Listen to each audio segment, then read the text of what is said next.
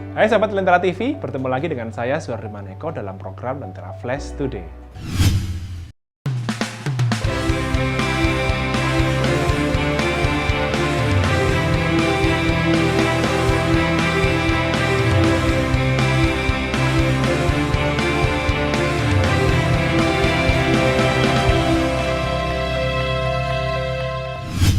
Kita mulai informasi pertama dari Semarang, Jawa Tengah. Terkait operasi tangkap tangan terhadap Bupati Pemalang Mukti Agung Wibowo, Gubernur Jawa Tengah Ganjar Pranowo menyayangkan kejadian OTT yang melibatkan kepala daerah di wilayahnya ini.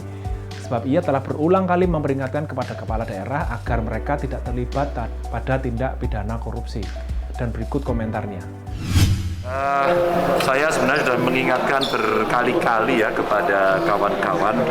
Ya tentu saja saya akan menunggu perkembangan yang ada gitu ya. Sebelum kejadian-kejadian ini, kita juga sudah berkomunikasi dengan mereka. Saya selalu mengingatkan karena sebenarnya kerjasama kita dengan para penegak hukum, dengan KPK sudah terlalu sering. Mereka menyampaikan, terus kemudian mengingatkan, dan kadang-kadang KPK kalau datang memberikan edukasi, komunikasi, kadang-kadang juga sosialisasi ke kami itu kasih kode sebenarnya. Hati-hati ya, di Jawa Tengah ada yang umpama jual beli jabatan, ada loh di Jawa Tengah yang main proyek, ada loh yang seperti ini gitu ya, kira-kira yang jahat lah gitu. Pada saat itu sebenarnya kita mesti melakukan kontrol diri. Maka kami kemarin lagi mendampingi di sana dari problem yang dihadapi di sekdanya. Maka kemudian kami coba intens. Ya saya tidak tahu kalau kemudian akhirnya terjadi hal ini. Maka ini peringatan untuk semuanya, udahlah hentikan semuanya kejahatan model seperti itu. Pemerintah Provinsi Jawa Timur berpeluang menjajaki kerjasama dengan EA, CEPA, ECP Katalis yang berasal dari Australia. Rencananya Jatim akan melakukan ekspor di sektor hortikultura yakni bunga manggis dan kakao. Berikut liputannya.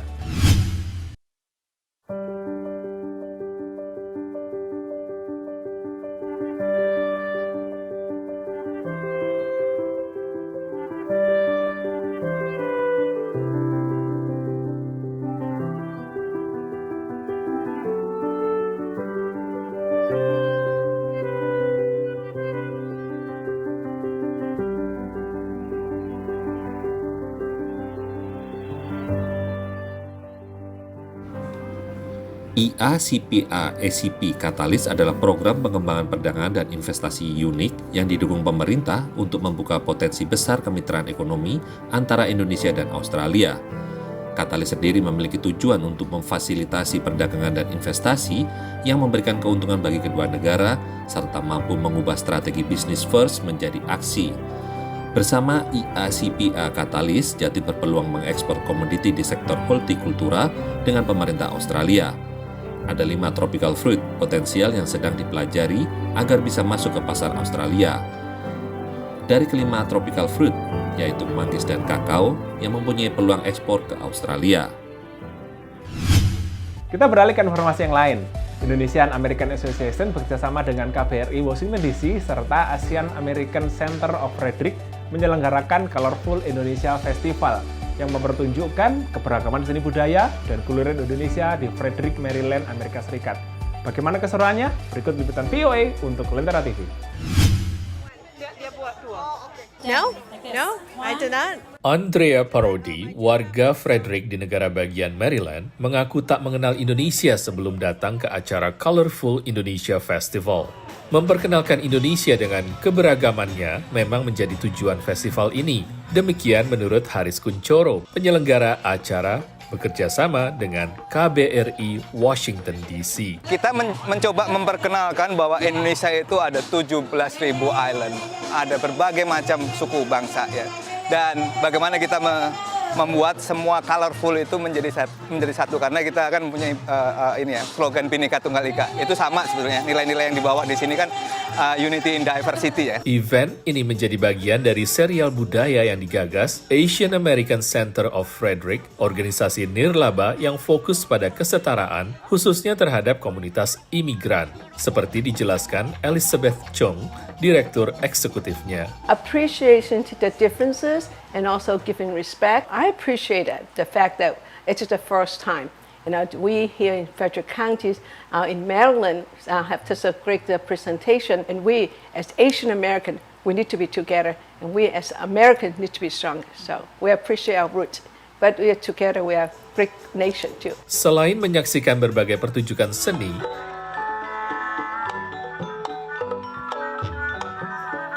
pengunjung juga dapat belajar mengenal budaya Indonesia secara langsung. It's a very good way to engage people that have no other knowledge of Indonesian culture to come and participate. Because you don't know what you don't know, and once you learn about other cultures, it's definitely more enriching for everyone. It's really good to have these events. Dan yang tak kalah ramai adalah stand yang menjual aneka kuliner Indonesia.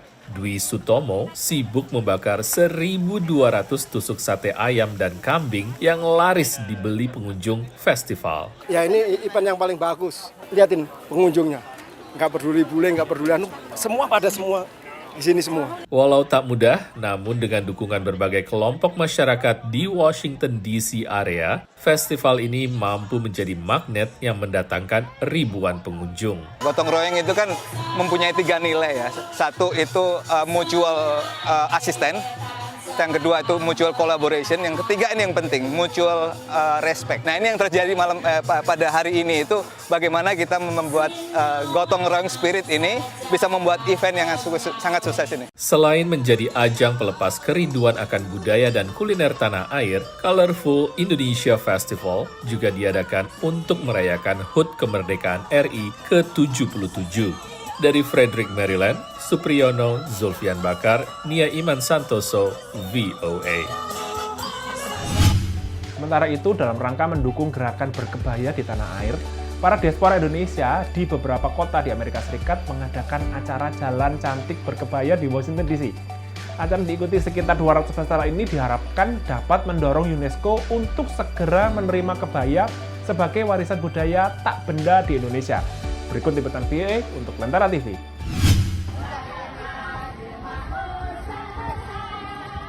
Di bawah terik matahari pagi, barisan perempuan berkebaya ini berjalan menyusuri International Mall, Washington DC ke arah Capitol Hill, gedung Kongres Amerika Serikat.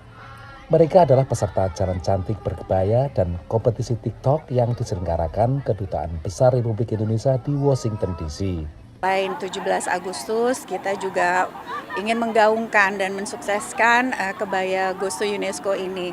Karena kami merasa harus ikut berpartisipasi, walaupun kami berada tidak di Jakarta atau di Indonesia, kami ikut mensupport agar kebaya Goes to UNESCO ini bisa diterima di dunia internasional dan menjadi salah satu budaya tak benda yang merupakan warisan nenek moyang kita. Untuk tampil cantik berkebaya, beberapa peserta mengaku mulai berdandan jam 5 pagi, terutama yang mengenakan kebaya klasik dengan bauan jarik dan rambut disanggul. Selain kategori klasik, peserta juga boleh tampil mengenakan kebaya modern. Dan karena harus berjalan lebih dari 1 kilometer, mereka diperbolehkan memakai sepatu olahraga atau sandal yang nyaman. Setiawati Clark mengenakan kebaya motif lurik Yogyakarta, yang lazim dipakai ibu-ibu di pasar dan abdi dalam keraton.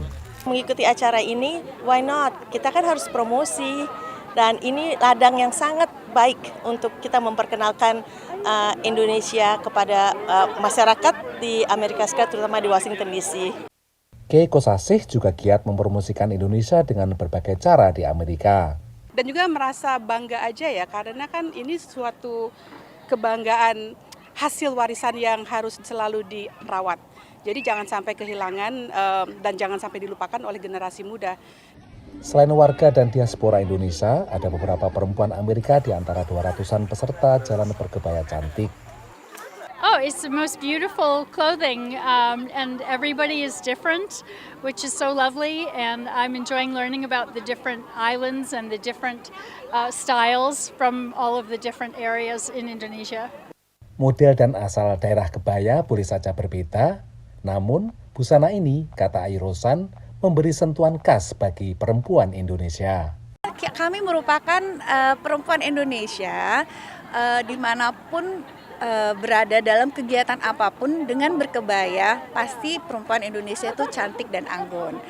Selain di Washington DC, acara berkebaya juga diadakan oleh beberapa perwakilan Indonesia di Amerika Serikat, seperti di Konsulat Jenderal RI di Chicago dan juga di New York yang menggelar fashion show kebaya. Harapannya, gerakan berkebaya di Amerika dan di tanah air akan mendorong UNESCO segera menerima kebaya sebagai warisan budaya Indonesia. Dari Washington DC, Supriyono dan Virginia Gunawan, VOA. Informasi tadi mengakhiri Lentera Flash Today saat ini. Anda dapat saksikan kembali tayangan ini di YouTube channel Lentera TV Media dan juga website lentera.tv/live. Jangan lupa subscribe dan nyalakan loncengnya. Sampai jumpa.